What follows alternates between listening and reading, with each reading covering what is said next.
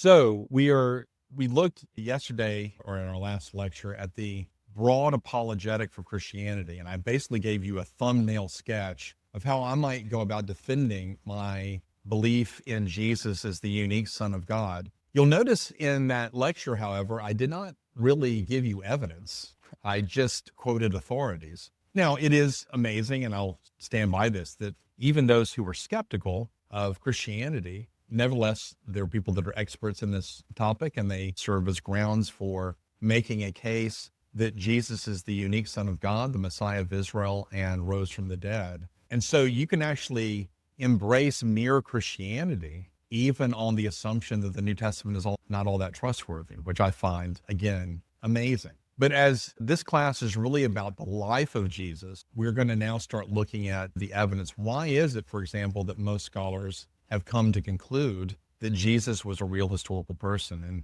with that, I have to give you my very first assignment to my credit students. Over the next week, I want you to watch a series of videos that I did on Christ's mythicism. Ricky will put up for you in email a link to each of those videos. I do have one more to complete, and that's the one on Josephus, but it should be completed by Monday. Before you watch those videos, I want you to watch a documentary. It was the #1 selling documentary in 2006, at least by a layperson. It's called The God Who Wasn't There. It is a video that seeks to refute the idea that Jesus even existed. And so I want you to watch that video. I actually give a response to some of the things that are said in the video when I do my series of videos. So what I'm really doing in my series is refuting Christ's mythicism. Now, Christ's mythicism is not something that you really need to worry about when you go into scholarly circles. So if I were to walk into the University of North Carolina at Chapel Hill and listen to Bart Ehrman teach, it wouldn't dawn on him to probably even handle Christ.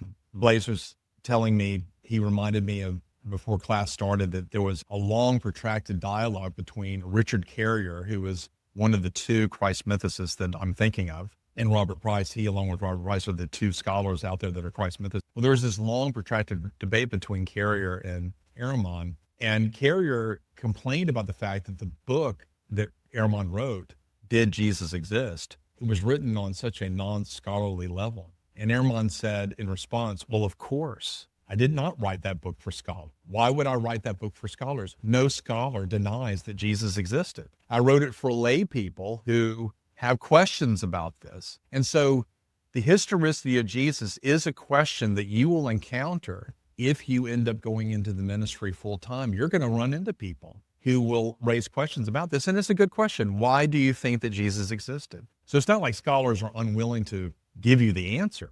But one of the things you can say to that person is nobody really believes that Jesus wasn't a real historical individual. However, if they press you and say, well, why is it that nobody denies that he was a real historical individual? Why is it they believe that he was a real historical individual? What would you say to them? Now, there are multiple things that we can say to them. And in this hour, all I'm going to really do is ask the question, what if we had no New Testament? What could we say about Jesus? A New Testament, imagine a New Testament had never been written.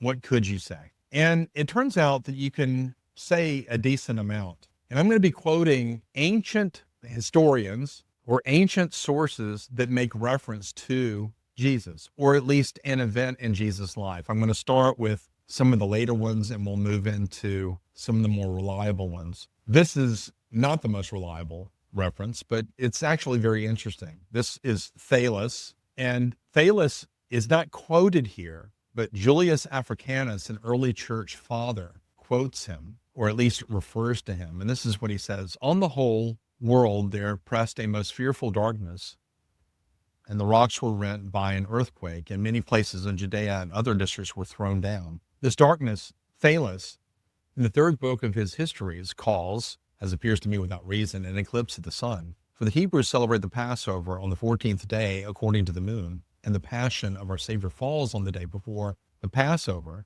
But an eclipse of the sun takes place only when the moon comes under the sun, and it cannot happen at any other time. How then should an eclipse be supposed to happen when the moon is directly opposite the sun? Now, obviously he's not quoting Thales, but Julius Africanus is bearing witness to the fact that around the year 50, 52, somewhere around there, a historian named Thales gives reference to a great earthquake that happened in Judea and a great darkness that came over the land. Now, why is it that a lot of historians believe that this is genuine? Africanus is not lying to us, because Africanus is citing him for the purpose of refuting him. So it's not like he's quoting him and just leaving it at that. He's citing Thales to refute him. No, you got it wrong. It's not the result of an eclipse of the sun. And so that's why it's largely accepted. Now, it doesn't give us a whole lot of confidence to realize that this is quoted by Julius Africanus in his Chronographia, but it itself is quoted by another scholar in the 9th century AD,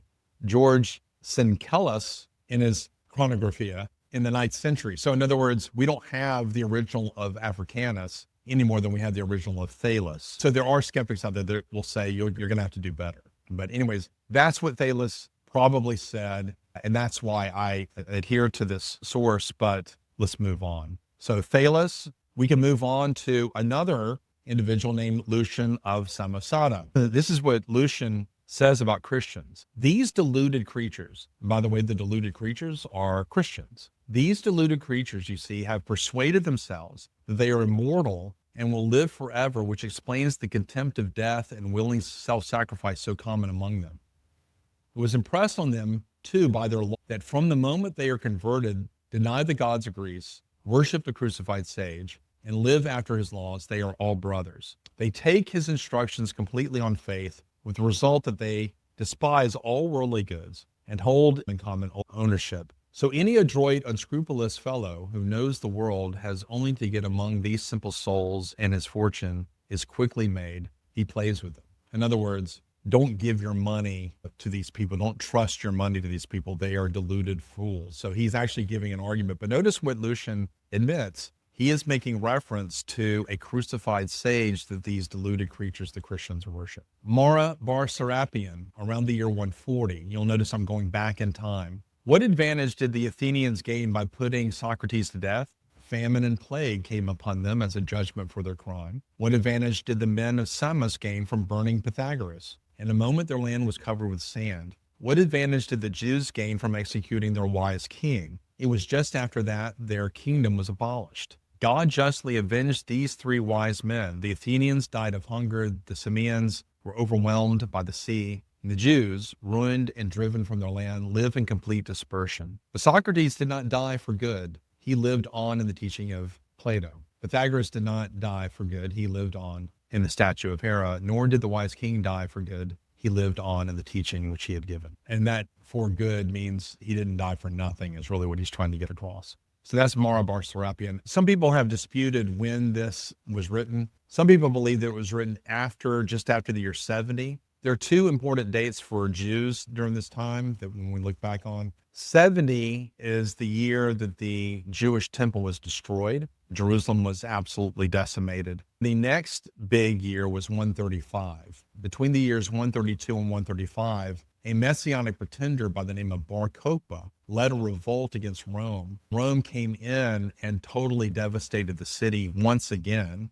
60 years after it had been totally decimated, it's decimated again. This time, the Romans salted the fields all around the city to ensure that no one could live there. And they drove the Jews out of their land, and they renamed the land Palestine. And that is the name that has gone by ever since. And the word Palestine means land of the Philistines. So basically what they're doing is they're calling the land, or they're naming the land after the ancient enemies of the Jews. So this was the ultimate insult. I think it's fairly clear that Mara bar Serapion has to be writing after the revolt in Judea, the Bar Kokhba revolution. The way he's talking about they're driven from their land. They were not driven from their land in the year 70, but they were after the Bar Kokhba revolution. Okay, moving on to Suetonius. Around the year 120 in his Lives of the Caesars, he says, since the Jews constantly made disturbances at the instigation of Chrestus, he expelled them from Rome. Now that's interesting. Chrestus. Who is Chrestus? Well, most people believe that that is a misspelling of the word Christ. He meant to say Christus. In fact, Tertullian will later complain that the Romans keep calling us Christians instead of Christians. That we're followers of Chrestus instead of Christus. Okay. That really raises the question, what is going on here? Now, this is interesting. Claudius, the emperor of Rome, does expel the Jews out of Rome. And they expelled the Jews because there was apparently a riot that broke out. And the riot broke out over the identity of Christ. So this was an internal squabble that took place around the year 50, 49 or 50. And in fact, we have reference to this in the book of Acts. You can actually cross-reference this with Acts chapter 18, where two fairly famous colleagues of Paul, Priscilla and Aquila, they had to leave Rome.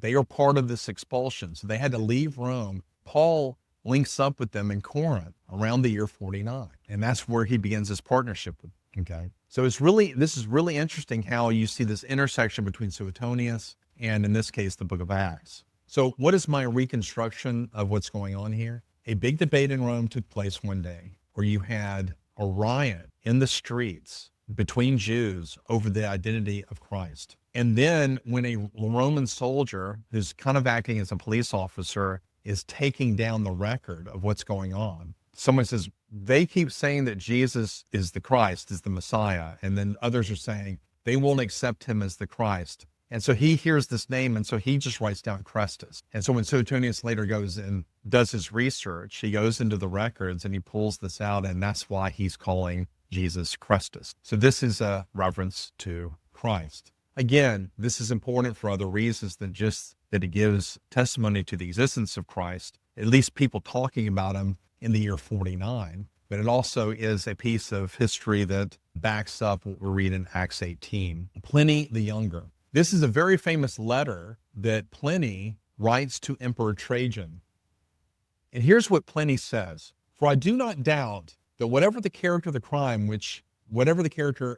may be which they confess, their pertinacity and inflexible obstinacy certainly ought to be punished. There were others who showed similar and mad folly, whom I reserved to be sent to Rome, as they were Roman citizens." So what he's saying is that these Christians that I've captured and I've interrogated, some of these guys are Roman citizens, some of these Christians are. Subsequently, as is usually the way, the very fact of my taking up this question led to a great increase of accusations, and a variety of cases were brought before me. A pamphlet was issued anonymously containing the names of a number of people. Those who denied that they were or had been Christians and called upon the gods in the usual formula, reciting the words after me. Those who offered incense and wine before your image, which I had given orders to be brought forward for this purpose, together with the statues of the deities. All such I considered should be discharged, especially as they cursed the name of Christ, which it is said, those who are really Christians cannot be induced to do. So I want all of you to notice that by the end of the first century,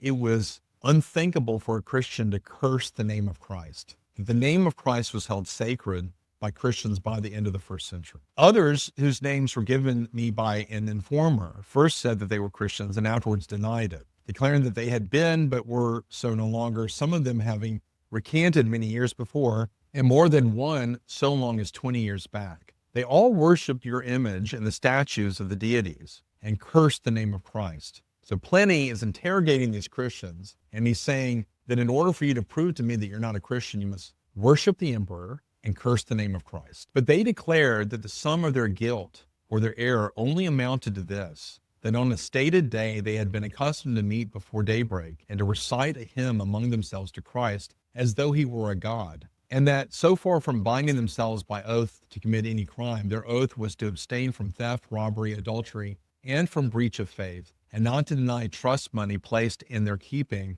when called upon to deliver it. When the ceremony was concluded, it had been their custom to depart and meet again to take food, but it was of no special character and quite harmless, and they had ceased this practice after the edict in which, in accordance with your orders, I had forbidden all secret societies. So what are we getting here? Pliny is testifying to the fact that there are a group of people who worship Christ as a god. So by the end of the first century, we know that Christians were worshiping Christ as a god. They're holding his name as sacred. And they are celebrating some sort of meal together that may be an allusion to the Eucharist, although they are saying it is of no special character. So we're not sure what the meal is, but it could be an allusion to the Eucharist. And then they have certain moral standards, namely to refrain from adultery, or if, for example, someone gives you money in your trust, you are to be faithful and deliver that money to someone else. So what are Christians known for? Honesty. They are chaste. They are faithful. That's at least what Christians are aspiring to at the late first century. So I find this letter from Pliny to be extremely revealing, at least about the early Christian movement and what they thought of Christ by the end of the first century. Was the deity of Christ invented at Nicaea? Not according to Pliny. Yes, absolutely. We have more than Pliny, but we have plenty. Not plenty, but plenty. Tacitus, this is probably the most famous reference to Jesus besides Josephus. Cornelius Tacitus was considered the greatest historian that Rome ever produced. And in the Annals of Rome, he describes the famous fire that broke out in Rome. Now, the year is 64 when the fire broke out, but Tacitus is writing some years later, in around the year 112. So he's actually a friend of Pliny the Younger. And so they're writing about the same time. So here's Pliny telling the emperor about his interrogation of these Christians, and he actually put them to death when they confessed to be Christians and they wouldn't recant and so forth. And Tacitus is actually going to give us the background to where Christians get their name. And he uses the fire as the occasion from which he makes this description. In other words, the fire is a very important event in Christian history. How many of you know of the famous fire of Rome? How many of you have never heard of the famous fire? Okay, I have a hand raised. Very good. So in 64, the year 64 AD, Emperor Nero, who fancied himself a great artist, wanted to rebuild Rome in his image. And so after campaigning the Senate to help him with his restructuring of the city, he didn't get all the funds he wanted. So what he did is he took matters in his own hands and burned the city himself. And up to about a quarter or maybe even 2/3 of the city, we're not 100% sure, burned. Thousands died in this great fire. And the fire, because winds came in, it was kind of like the LA fires. I mean, it just lasted for days on end. It was one of the great tragedies in middle first century Rome. And in the wake of this, Tacitus describes Nero's going out of his way to appease the crowds. Yeah. So, and according to this story, and there are different versions of this, but according to Dio Cassius, Rome recited the Aeneid and other poems as the fire was burning. And then some versions of the story have him playing the harp. So he fiddles on as Rome burns. But so Tacitus is in the middle of explaining all of the things that Nero did to appease the people. And so he says the next thing to do after implementing the rebuilding program was to seek means of propitiating the gods, and recourse was had to the Sibylline books, by the direction of which prayers were offered to Vulcanus, Ceres, and Proserpina. Juno, too, was entreated by the matrons, first in the capital, then on the nearest part of the coast, whence water was procured to sprinkle and feign the image of the goddess. And there were sacred banquets and nightly vigils celebrated by married women.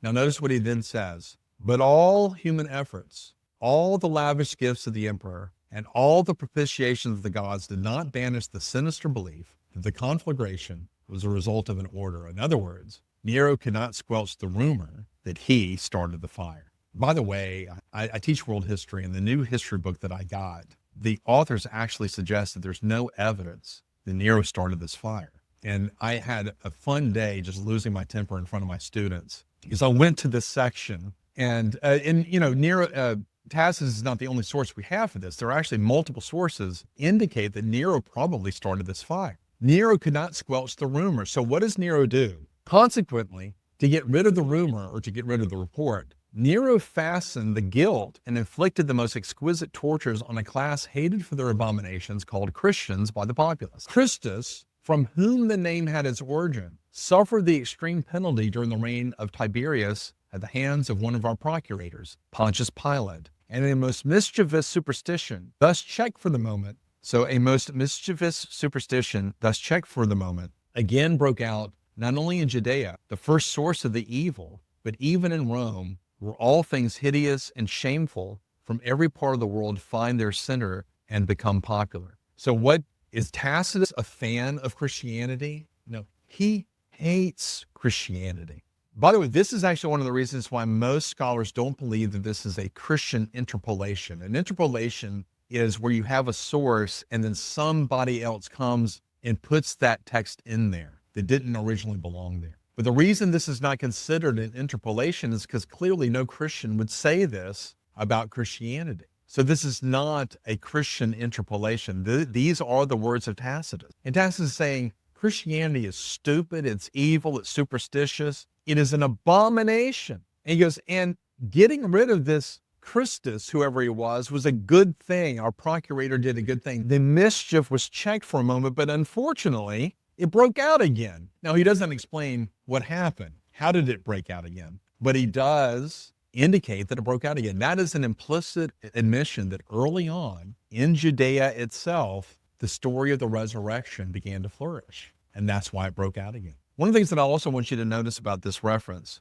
he suffered the extreme penalty during the reign of Tiberius. Notice that Tacitus does not speak of Jesus being crucified. He says he suffered the extreme penalty. Now, why would he do that? Well, you need to appreciate the fact that Tacitus is an elitist. He is in the higher echelons of Roman culture and society. Crucifixion was looked on by the nobles as the most horrendous thing that the Roman government was doing. It was so scandalous to them. They did not talk about it in polite society. Think about that.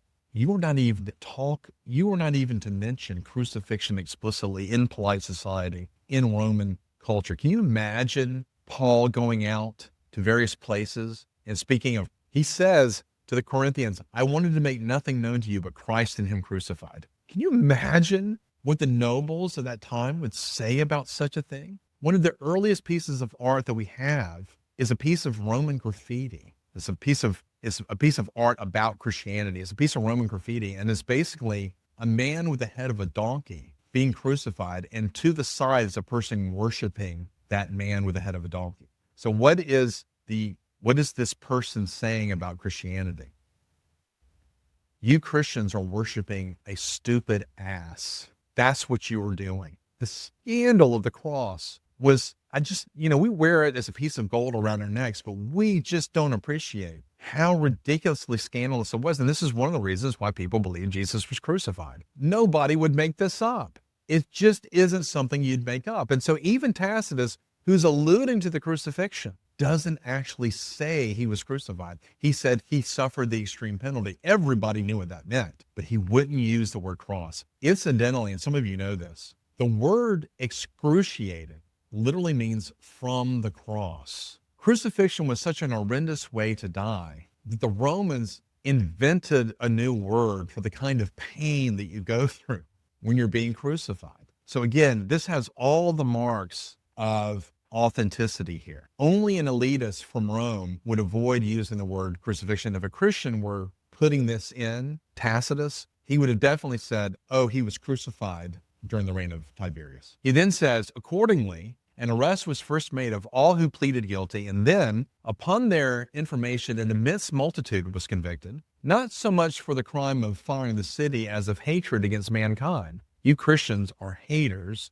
of humankind. What was the critique of Christianity in the first century? It is stupid and evil. Aren't y'all happy that that criticism isn't given against Christians today? If you go to college campuses, what are you going to hear? It's stupid and evil.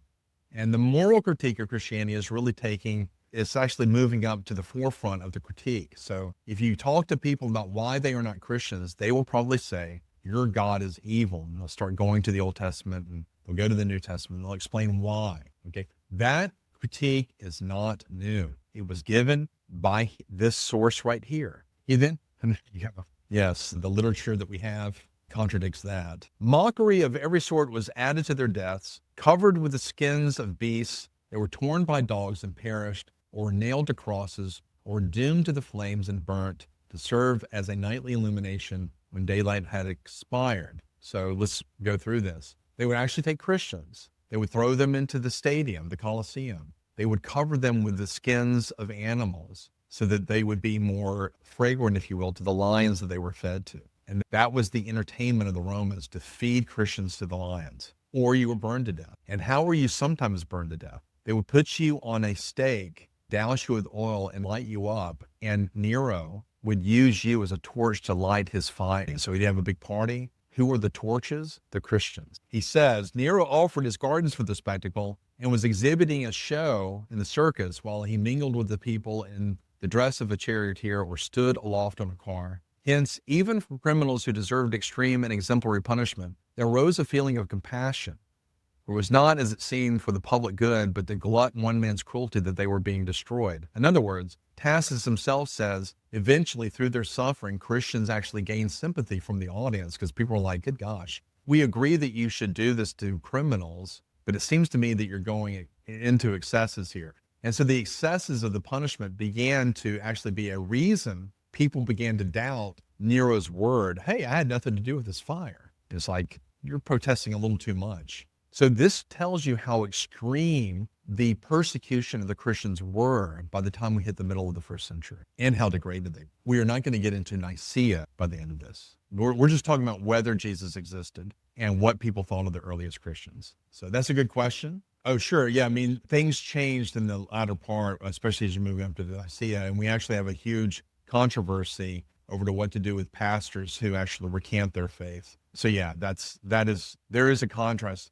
Christians, the more Christianity became popular and acceptable, the more compromised Christianity became. So yeah, so there is a change over time here. But in the first century, the question is, what were people saying about Jesus and about the earliest Christians? And it turns out that our earliest source for Jesus outside of the New Testament is Flavius Josephus. Now, this is the most famous reference to Jesus outside the New Testament. Flavius Josephus, he was Jewish. He was born around the year 37. So he was born just a few years after Jesus died. And he's raised mostly in Jerusalem. He spends his time, he's fairly well cultured. He actually joins the Pharisaical party. So he is explicitly a Pharisee. And so he becomes a witness to a lot of the things that were going on in the first century, so much so that his Antiquities of the Jews and his Wars of the Jews are two of the most important texts we have, not only on Jewish history at the time, but on how warfare was conducted. We know about Roman legions and how they operated mainly from Josephus. The Roman historians didn't really bother to talk about it because their contemporaries knew. But Josephus is going to tell people that are not familiar with these things exactly the inner workings of, say, a Roman legion or the Roman army and how they worked. He becomes famous because he is actually fighting in the Jewish revolt against Rome. So the Jews revolt against Rome in the year 66, and he joins the Jewish army. But at one point, he defects from the Jewish army. And he actually becomes friends with Vespasian and Vespasian's son Titus. And when Nero dies, we have a vacuum of power. And so there's a kind of inner squabble that goes on for several years. Otho Vitellius, they vie for the throne, and others. But then Vespasian emerges from that as emperor. And so you have a new line of emperor called the Flavian Caesars. And Josephus is given Roman citizenship. His Jewish name is Joseph ben Matthias, but his Roman name is Flavius Josephus. And so he will actually go back with Titus to Jerusalem and witness the utter destruction of Jerusalem. So what we know about the destruction of Jerusalem comes from Josephus. He writes two books. He writes The Wars of the Jews, which talks about most of the wars that happened really throughout Jewish history that concentrates on this Jewish war with Rome. And this Wars of the Jews, the Bellum Judaicum, is an account or really a piece of propaganda that basically says this is what's going to happen to you if you rebel against the emperor. And then he wrote the Antiquities of the Jews, which is kind of modeled after Livy's History of Rome. Now, he talks about three people that we are familiar with in the New Testament. He talks about John the Baptist, which I'm not going to quote, but he also talks about Jesus. And here's what he says about Jesus. Now, there was about this time Jesus a wise man, if it be lawful to call him a man, for he was a doer of wonderful works, a teacher of such men as received the truth with pleasure. He drew over to him both many of the Jews and many of the Gentiles. He was the Christ. And when Pilate, at the suggestion of the principal men among us, had condemned him to the cross, those that loved him at the first did not forsake him, for he appeared to them alive again the third day, as the divine prophets had foretold these and 10,000 other wonderful things concerning him. And the tribe of Christians, so named from him, are not extinct at this day. Now, if you are paying attention to what I'm saying, Josephus, being Jewish, probably did not write that. I mean, it's almost impossible that he did write this. And so there's been a huge debate among scholars as to whether, Josephus actually wrote this and to what extent he wrote this. The current consensus is that Josephus did write something like this, but a later Christian interpolator messed with his words. There is a version of this that you can get on the video that I have on Josephus that was discovered by Shlomo Pines. That's not the correct pronunciation of his name, but I'll stick with that. Shlomo Pines. And it's an Arabic version, and it's more tempered. It says that Jesus claimed to be the Messiah, not that he was, and that his followers said that he had risen from the dead. And that's probably closer to what Josephus actually said. Now, some people might say, well, then if you believe that Christians were tampering with this text, why believe that Josephus made any reference to him at all? Most scholars would agree that the second reference to Christ might be the most important. And here it is. Festus was now dead, and Albinus was but upon the road. So he assembled the Sanhedrin of judges and brought before them the brother of Jesus, who was called Christ, whose name was James, and some others. And when he had formed an accusation against them, as breakers of the law, he delivered them to be stoned. But as for those who seemed the most equitable of the citizens, and such as were the most uneasy at the breach of the laws, they disliked what was done. So Albinus was the new procurator sent from Rome to be the procurator over Judea. And as he's on his way to take his office, this is the year 62, James, the brother of Jesus, is killed.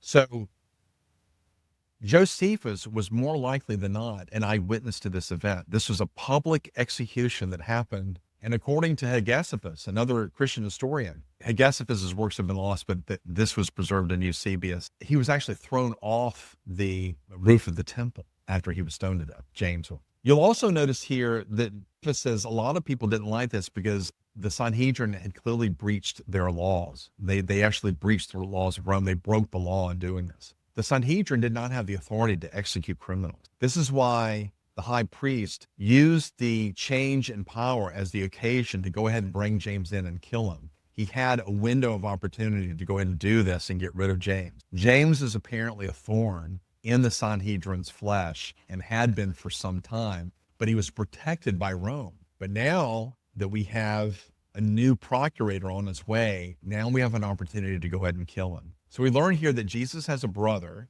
and it's kind of hard to have a brother if you don't exist. And this comes from a man who probably was an eyewitness to this actual event. And so one atheist commentator who I quote in my video, this is the smoking gun that proves that Jesus existed. We have a guy within 20 years or so, 30 years or so of the death of Jesus, making a reference to Jesus' brother dying.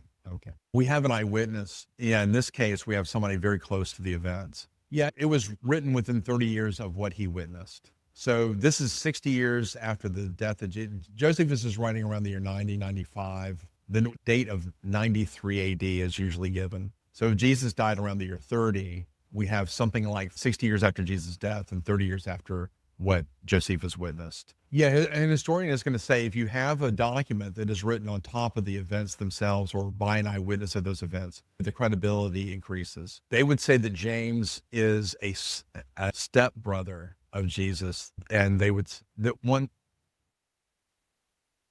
yeah, so to protect the perpetual virginity of Mary, a Catholic is going to say that Joseph had a marriage before Mary and had children from that union. And so James would be an older step. The other option, if you want to protect the perpetual virginity of Mary, is to say that the word brother can mean cousin. So James is a very close cousin of Jesus, but he was called brother. Some people think that John the Baptist was a cousin, and so they would say that. But that aside, James is called the brother of Jesus in the New Testament, and he's called the brother of Jesus by Josephus.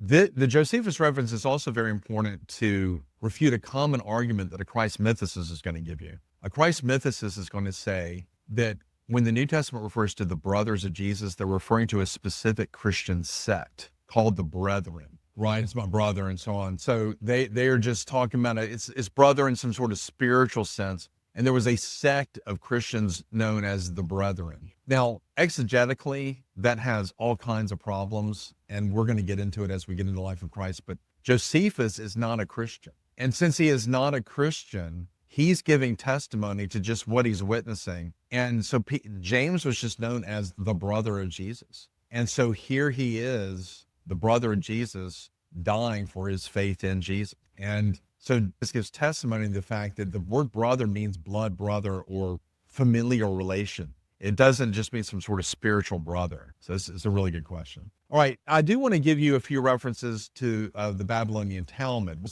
The Talmud say, now the Talmud is not considered the most reliable source that we have, but this is what Jews thought of Jesus as they were heading into the Middle Ages. And these are old traditions that the Talmud preserves. We think that some of these go back to the first century. What is the Talmud? Well, the Jews believed in what is called the oral law. Some of you may have heard this argument. In the debate between Jews and Christians, the Jews had the benefit of the doubt. Why? Because Jews and Christians already believe in the Old Testament. And so the Christians had the full burden of proof to add the New Testament to that, right? I don't know if y'all have ever heard that sort of argument before. That is actually not true. The Orthodox Jews actually have a second revelation themselves. They have the written Torah. That's true. They also have the oral Torah. What is the oral Torah? Well, according to Rabbinic Judaism, the law of Moses was not only written down, but it was oral. Some of his laws were orally delivered by Moses to the elders. And those elders passed that down orally, and that passed down all the way from the days of Moses. And depending on when you date the Exodus, a common date is around the year 1300. So from 1300 all the way to AD 200. So the year 200 of the Common Era, you have Judah the Prince taking that oral law, which they believed is just as inspired and revelatory as the written Torah, finally written down into a work we call the Mishnah. So the Mishnah is the writing down of that oral Torah. Now, because they believe that, as I've dialogued with Orthodox Jews, I've said, you have just as much of a burden to demonstrate your secondary special revelation as I do mine. You don't just believe in the Old Testament and I have to add the New Testament to it. No, you believe in the Old Testament and which you call the Tanakh, and you add this oral law to it. So give me proof that your oral law really is specially revealed of God. Incidentally, the one Orthodox Jew I've had a long conversation with this about has refused to give me evidence. And he gets mad at me when I keep pestering him with, what's your evidence for this oral law?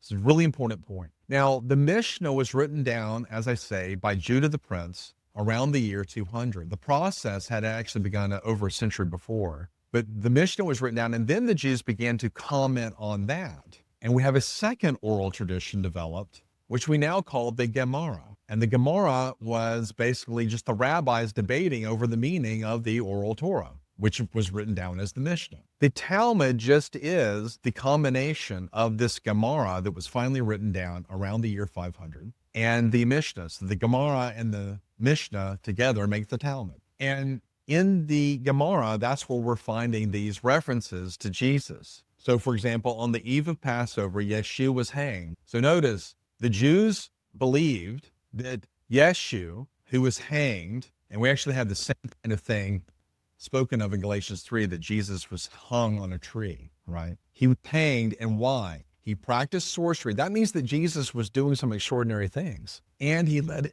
Israel to apostasy. So Jesus is an apostle, and he practiced sorcery. Anyone who can say anything in his favor, let him come forward and plead on his behalf. But since nothing was brought forward in his favor, he was hanged on the eve of Passover. So Jesus died during Passover, and the reason he died is he led Israel to apostasy and he practiced magic or sorcery. Another reference in the Talmud, may we never have offspring or disciples like those of Yeshua the Nazarene, who burned their food in public. Yeshua is in hell, being boiled in excrement. That is a statement about Jesus in the Talmud. And then Yeshua practiced magic and deceived and led Israel astray. Another reference to his wonder-working activity. I could go on, but I think that here are basically the full number of references. You'll see an asterisk by a name, and that means that we don't actually have the source. We have a quotation of that source or a reference to it in another work. But Thales will mention the darkness at Mar Bar Serapion,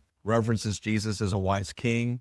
Phlegon and Trales, who I don't mention, he notes the darkness of crucifixion. This is preserved by Origen. Josephus, the Testimonium Flavianum, and James's death, we've read that. Tacitus, we've read his work, mentions Jesus' execution under Pilate. Pliny the Younger describes the early worship of Jesus. Suetonius references Christus and Claudius' expulsion of the Jews because of that. Hadrian's letter, I didn't reference that. We don't really know if that's authentic, but it does give an early mention of Christianity. Lucian mocks Christians but confirms the crucifixion. Celsus, we don't really have his work, but we have quotes of it preserved in Origen. He's a hostile critic of Jesus. Numenius of Apamea is a possible reference to Jesus, is preserved in later letter writers. And Porphyry, who is a pagan philosopher who is critical of Jesus, it is preserved by Christian apologists refuting him. His work was later banned and burned, actually, by the Catholic Church. But these are a total list of the non-Christian, mostly pagan references to Jesus.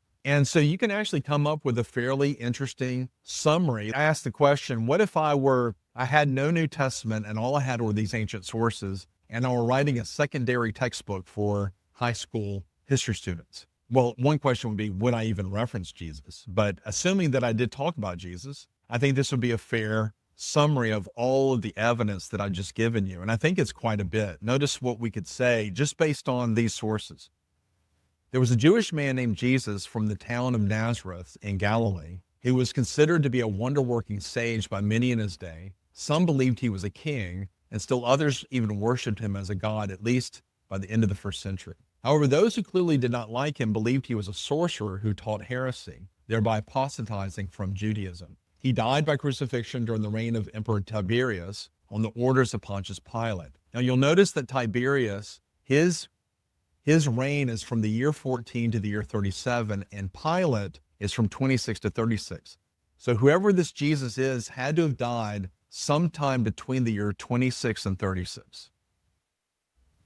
Those are the outlying dates for his death. However, his followers claimed he rose again from the dead. Subsequently, a movement centered around his teachings was started. The followers of Jesus called him Christus or Crestus, and the followers themselves were called Christians. One Christian, Jesus' own brother, named James, was stoned to death under the orders of the high priest Ananus II, shortly before the arrival of the Roman governor Albinus. And we know that he therefore died. James was killed in the year 62 because Albinus is on his way to Jerusalem. So that's what gives us the date of 62 for the death of James. A few years later, Emperor Nero blamed the Christians for the famous fire that burned large portions of Rome. These Christians suffered unbelievable torture and martyrdom. Some believe that the dispersion of the Jews in 135 was due to their crucifixion of their messianic king, the wise sage known as Jesus. I think that's a pretty good, fair summary of everything you just learned